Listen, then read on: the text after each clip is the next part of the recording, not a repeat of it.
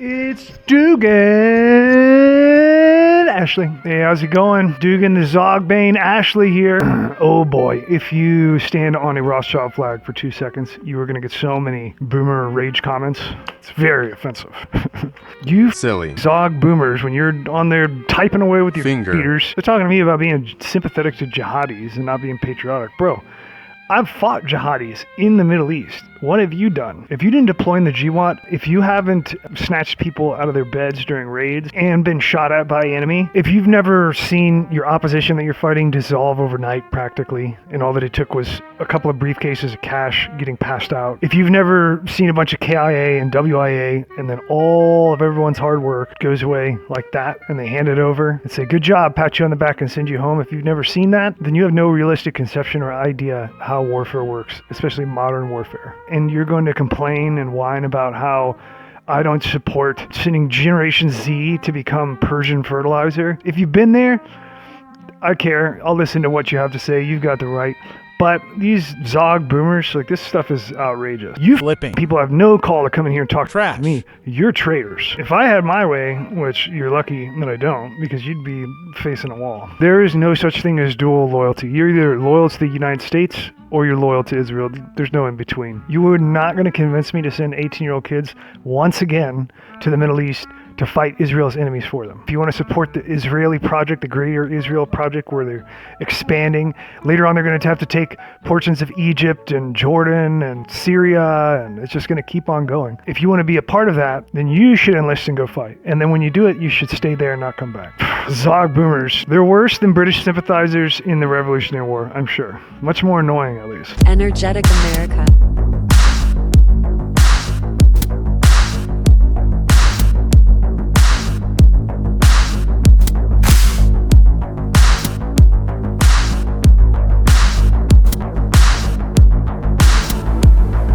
Explosives aren't hard to make, guys.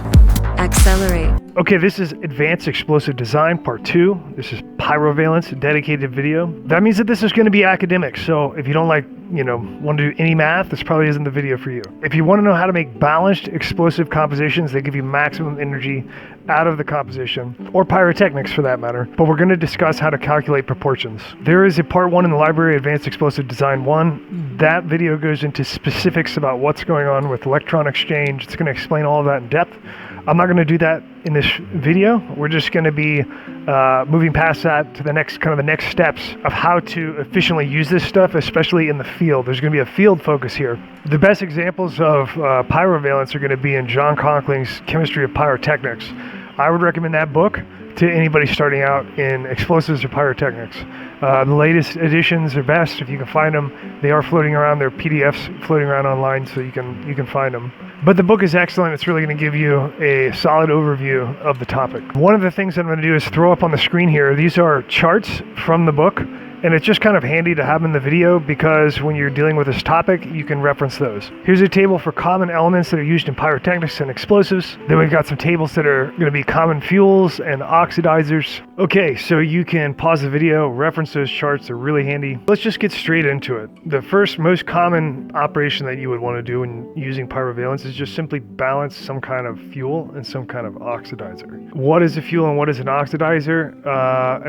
There's a whole lot of fuels. There's quite a few less oxidizers. There are things that can have oxygen in them that are also fuels. Your common oxidizers would be things like nitrates and perchlorates and chlorates and nitrites, things like that. Those would typically be oxidizers. Metal oxides are going to be oxidizers. But right away, let's just do a simple calculation.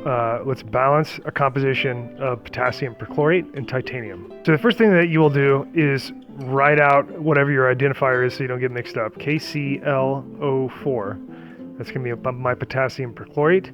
And then I'm going to have titanium. The symbol for that is Ti. So every single time that you do this, it's always the same. You want two critical pieces of information about this molecule and this metal element. The first piece of information that you're going to want is the molecular weight for KClO4, potassium perchlorate, 138 0.5 grams is going to be 1 mole of the material. So that's the molecular weight, the molar weight, 138.5 grams. Titanium molecular weight is going to be 47.9. So the next thing after that you have to know is the pyrovalence value of both of these materials. So for potassium perchlorate, this is -8. Titanium is going to be +4.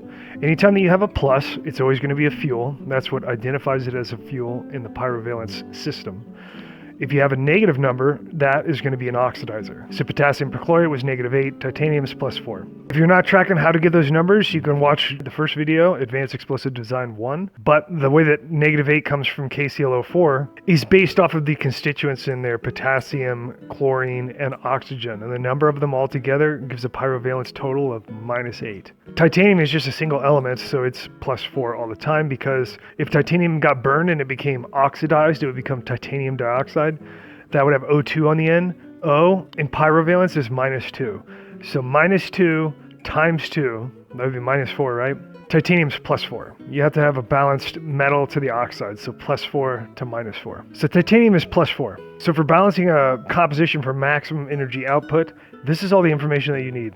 Those two pieces of information for each element. So the actual identity of these two materials is really, in sense of the pyrovalence calculation, we're replacing the name potassium perchlorate, we're just replacing that with 138.5 grams. 138.5 grams, that's potassium perchlorate.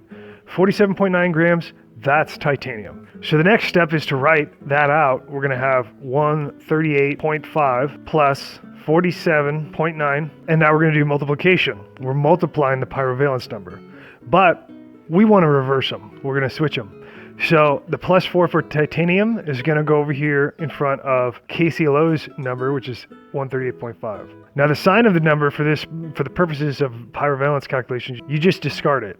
So we have -8 is the pyrovalence for KClO4. We're just going to put 8 in front of 47.9. 47.9 is the titanium, right? By switching these around, we automatically set up a balancing in the end state after the reaction takes place. This is going to be balanced and it's going to give maximum energy potential, theoretically. So the next step is to solve the multiplication. 4 times 138.5 equals 554. 47.9 times 8 equals 383.2. We now have a new number for each of these materials. So for potassium perchlorate column, we have 554 grams.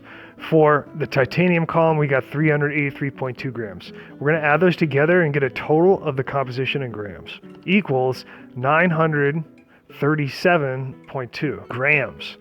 That is 100% of the composition, so we put over 100%. We don't know what the percentage is for each of these constituents that makes up this total, but we're going to find that now with cross multiplication of comparative fractions. Don't get wrapped around the axle on that, just listen to what I'm saying. We know the 937.2 grams is 100%, so we wrote 100% down there.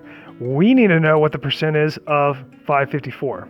554 is KClO4. So the way that we figure out what the percentage of that is to take that 100% down there, 100 times the 554, and then we're going to divide it by the numerator, which is 937.2 grams, which is the total, right? And it's going to give us 59.11%. That's our percentage of KClO4. Now for the calculator in the field, you just press -100. That's going to give you your remainder, which is going to be -40.88. We don't keep the sign, just disregard the minus, right? 40.88%. We already determined the potassium perchlorate. That means that this is going to apply to the titanium. So that's how you figure out how to balance the composition of a fuel and an oxidizer. Knowing this, you can pretty much make anything turn into an explosive. I mean, maybe it'll deflagrate, maybe it'll be low order. Some cases it'll go high order, but most things can be made into explosives. That mixture that we just did, titanium, potassium perchlorate, that's actually a really hot, I guess you would call it like an initiation mixture, pyrotechnic initiating mixture. It would be known as titanium potassium perchlorate, TPP. It's been replaced at large by titanium dihydride or titanium subhydride potassium perchlorate, which is known as THPP. It's a little bit slower and a little bit less sensitive and safer. But it's a really hot mix. It's pretty cool. It's a good example of a practical pyrotechnic a person would want to make. The next operation that somebody's going to want to do is going to be to analyze a mixture. So let's say you get a guy come up to you and he's like, hey man, I've got this pyrotechnic mix. It's KClO4, man. KClO4 at 80%, that's potassium perchlorate, is super hot.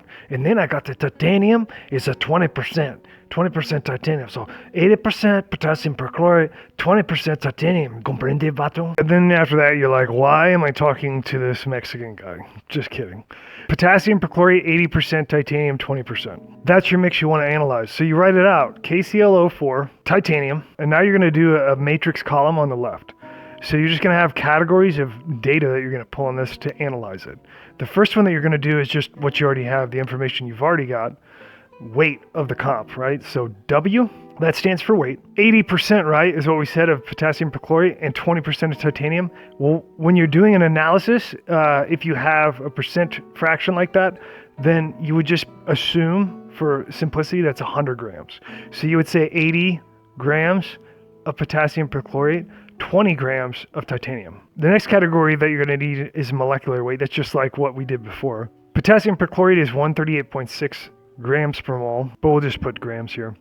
And titanium would be 47.9. So now for the analysis, you have to do an additional step. We got to take this data that we've already got, the column with the weight of the mix, and then the molecular weight, and we're going to figure out, okay, out of this molecular weight, how much of a mole do we actually have? Because that's what this is. This is a molar weight. 138.6 grams equals 1 mole. But we don't have 138.6 grams. We've got 80 grams. So what we do is we take 80 on the calculator and we're going to divide it by 138.6. That's going to tell us how many moles of this material we're actually dealing with here.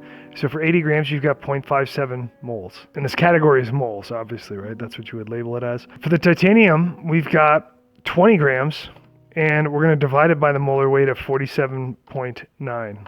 That's going to give us 0.41 moles. Then we take the piece of data that we also already have about potassium perchlorate and titanium, which is going to be their pyrovalence number. We already know that potassium perchlorate is -8 and titanium is +4. Now we have to do the last calculation, which is fractional valence. So to calculate your fractional valence, what's there, you're going to take the number of moles that you've got, 0.577 moles of the potassium perchlorate.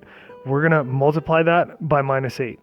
It's going to give us an answer of -4.616. Then we go on to the titanium. We're going to figure out what's the fractional valence here. 0.417 moles of titanium multiplied by a +4 valence. That's going to give us a total of +1.668. So we've got -4.616 for the potassium perchlorate and +1.668 for titanium. Now we just put these together. So we've only got two components here, and this is pretty straightforward. You've got a positive number and a negative number. Sometimes you'd have a bunch of components with like multiple oxidizers. The easiest way to do this is to add up your positives first and then just subtract all the negatives. So we'll do that. We've got the titanium last, which is a positive fuel, right? Positive 1.668. So we'll go 1.668 and we'll subtract the oxidizer, which in this case is potassium perchlorate, -4.616. And that gives the answer of -2.948. I don't need three figures on the end of this, so we're just going to round it up to 2.95. That means the sum of our fractional valences equals -2.95. Of course, you already know that a negative number, any negative number that you see in pyrovalence system means that it's an oxidizer, right? So because this pyrovalence sum is negative, you know the entire composition is oxidizer rich or fuel lean, depending on how you want to look at it, right? So this principle works no matter how many fields of data that you have, no matter how many materials in the composition. You're just going to have additional columns of materials. If you add more materials, if you added a binder here, if you added another oxidizer or another fuel, at the end, you're going to have some additional fractional valences that you'll just plug into that sum equation at the end to give you your final composition pyrovalence value. Now, what should a composition be? Well, that is the field of pyrotechnics or explosives that you're in, is to determine those things through testing. You need to determine, what is advantageous, why it's advantageous, but that can be something you can really wrap yourself around the axle with. And it's difficult to know what is desirable, for your particular needs, but this is a way that you can analyze it and understand what's going on and make logical decisions of where to start or to modify a composition. So if somebody came to me with this composition that we just did and they say, hey, I've got this mix of potassium perchlorate 80% and titanium 20%, I would analyze it and I would say, hey, this is, minus 2.95 on the pyrovalence. It's oxidizer rich. You could most likely get some more power out of this if you added in some fuel. If you added to this composition plus 2.95 of any fuel, it'll become a pyrovalent sum of 0 and be oxygen balanced. So how do we add 2.95 in the positive number a fuel? Well, we could add a different fuel, or we can take the fuel that's already there and we can boost it up. So let's OB this mix. We are short 2.948 pyrovalents for a fuel. So we got to add that. I'm going to use the titanium that we've already got because this fuel is already, we're already using in the comp. No need to bring in a different fuel. So I take the column of titanium. I'm going to look at the molecular weight. It's 47.9. So 47.9 grams is 1 mole of titanium, and that corresponds to +4 pyrovalents total. What I'm looking for is positive 2.948 pyrovalents number, but I don't know how many grams that is. To find that, what I'm going to do is take 2.948 multiplied by 47.9 divided by 4.